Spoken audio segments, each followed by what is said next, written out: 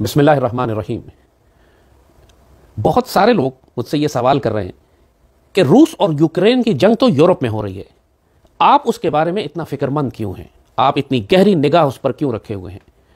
یہاں تک بعض لوگوں نے اعتراض کر دیا کہ بیگانے کی شادی میں عبداللہ دیوانہ والا کردار ہے آپ کا، اور آپ بلا وجہ ایک ایسی جنگ میں خواہ مخواہ حساسیت پیدا کرنے کی کوشش کر رہے ہیں کہ جس کا پاکستان سے کوئی تعلق نہیں ہے۔ یہ بہت خودکش سوچ ہے۔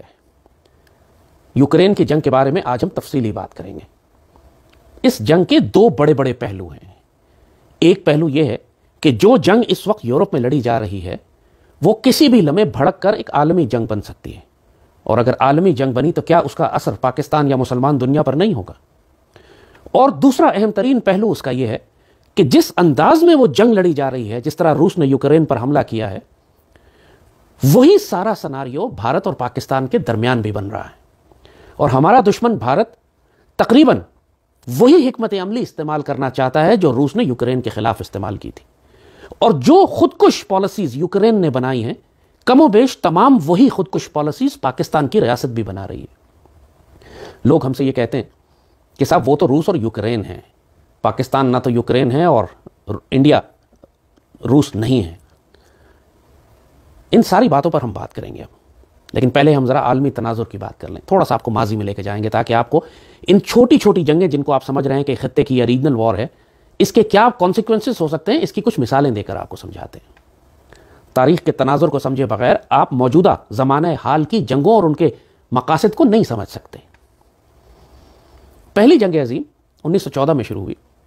آپ کو معلوم ہے شروع کیسے ہوئی تھی؟ 10 کروڑ لوگ اس میں ہلاک ہوئے، پورا یورپ تباہ ہو گیا، 4-5 سال وہ جنگ چلی۔ شروع کیسے ہوئی تھی؟ سرایوو میں، جو آج بوسنیا کا کیپٹل ہے، سرایوو میں ایک شہزادے کو ایک سربین نے گولی مار دی۔ آسٹرو ہنگیرین امپائر تھی وہاں پہ، اور اس شہزادے کو کسی نے گولی مار دی اور وہ بھڑک گئی، وہ ریاست آسٹرو ہنگیرین امپائر بھڑک گئی۔ اس نے روس کے اتحادی سربیا کے خلاف کارروائی شروع کر دی، بیچ میں روس کود پڑا، اس کو بچانے کے لیے انگلینڈ کود پڑا، اس کے ساتھ فرانس بیچ میں داخل ہو گیا۔ خلافت عثمانیہ نے جرمنی آسٹرو ہنگیرین امپائر کا ساتھ دینے کا فیصلہ کر لیا۔ ایک پوری دنیا میں آنن فانن ایسی خوریزی پھیل گئی کہ پھر کچھ بھی کسی کے کنٹرول میں نہیں تھا۔ اور اس عالمی جنگ کے نتیجے میں جب یہ جنگ ختم ہوئی تو 3 بڑی بڑی سپر پاورز اس وقت کی، Soviet Russian empire, Austro Hungarian empire اور آٹومن امپائر، ٹکڑے ٹکڑے ہو کر صفحہ ہستی سے مٹ گئیں۔ 10 کروڑ لوگ ہلاک ہوئے، اور سب سے بڑھ کر فلسطین کا علاقہ جو تھا وہ یہودیوں کے لیے خالی ہو گیا۔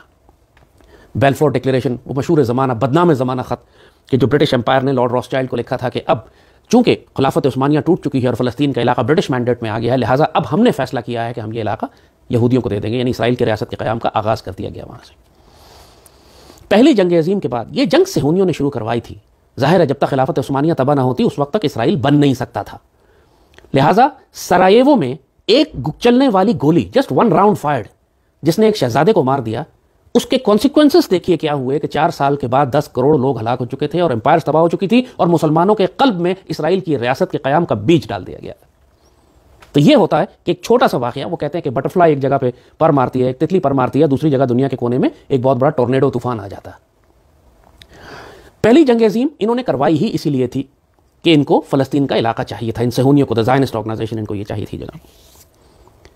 پھر انہوں نے دوسری جنگ عظیم کروائی، اور دوسری جنگ عظیم کا مقصد بھی یہی تھا کہ پورے یورپ میں تباہی بچائی جائے، تاکہ دنیا کو یہ جسٹیفائی کیا جائے، کچھ یہودیوں کو مارا جائے اور دنیا کو یہ بتایا جائے کہ چونکہ اتنا ظلم یہودیوں پر ہوا ہے، لہٰذا اب ان یہودیوں کو یورپ سے نکال کر ہم فلسطین میں لا کر آباد کریں گے۔